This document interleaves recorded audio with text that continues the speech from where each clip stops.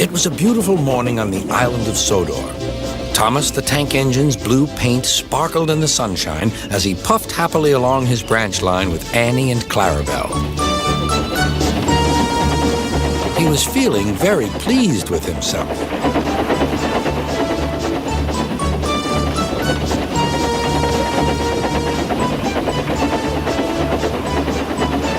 "Hello, Thomas," whistled Percy. "You look splendid."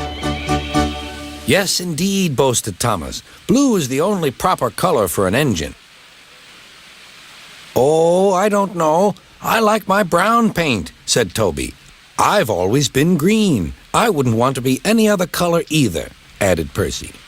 Well, anyway," huffed Thomas, "blue is the only color for a really useful engine. Everyone knows that."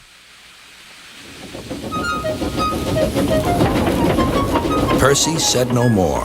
He just grinned at Toby. Later, Thomas was resting when Percy arrived. A large hopper was loading his freight cars full of coal. Thomas was still being cheeky. "Careful," he warned. "Watch out with those silly cars." Go on, muttered the cars. "And by the way," went on Thomas, "those buffers don't look very safe to me." The last load poured down. "Help, help!" cried Thomas. "Get me out!"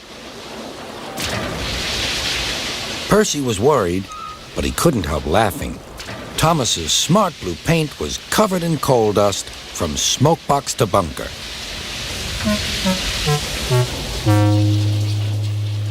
"Ha ha!" chuckled Percy.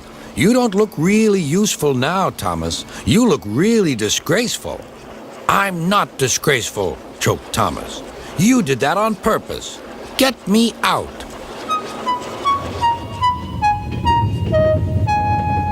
It took so long to clean Thomas that he wasn't in time for his next train. Toby had to take Annie and Clarabelle. "Poor Thomas," whispered Annie to Clarabelle. They were most upset.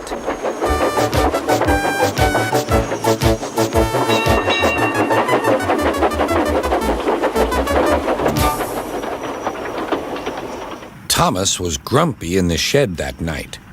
Toby thought it a great joke, but Percy was cross with Thomas for thinking he had made his paint dirty on purpose. Fancy a really useful blue engine like Thomas becoming a disgrace to Sir Topham Hatt's railway. Next day, Thomas was feeling more cheerful as he watched Percy bring his cars from the junction. The cars were heavy and Percy was tired.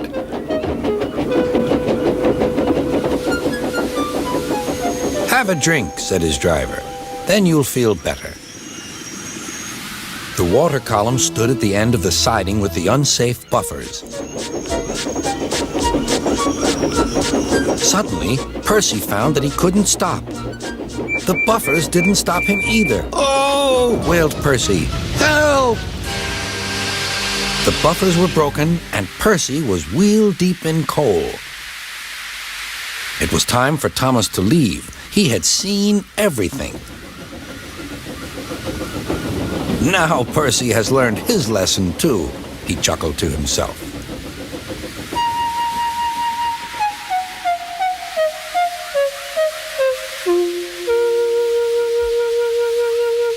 That night, the two engines made up their quarrel. "I didn't cause your accident on purpose, Thomas," whispered Percy. "You do know that, don't you?" "Of course," replied Thomas, "and I'm sorry I teased you. Your green paint looks splendid again, too. In future, we'll both be more careful of coal."